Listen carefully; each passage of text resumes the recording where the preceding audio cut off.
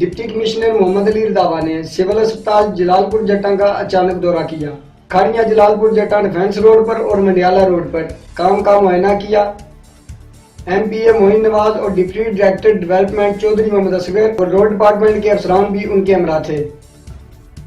मुमताज आलम दीन और मुफ्ती आजम पाकिस्तान मुफ्ती मुनीबुर रहमान साहब भी लब्बैक या रसूलल्लाह की हमायत में मैदान में आ गए।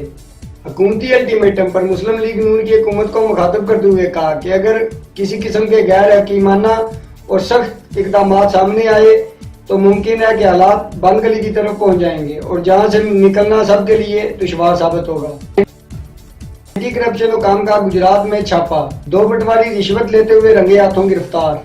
एंटी करप्शन टीम ने एहसान नजीर की शिकायत पर पटवारी रजाक को नकुल गिरदावरी के चक्कर में 5000 रुपए रिश्वत लेते हुए रंगे हाथों गिरफ्तार कर लिया। लाला मूसा SHO और DPO गुजरात के तशद्दुद से तहरीक लब्बैक या रसूलल्लाह लाला मूसा के अमीर रफाकत सियालवी साहब की नाक की हड्डी टूट गई, कान भी शदीद जख्मी।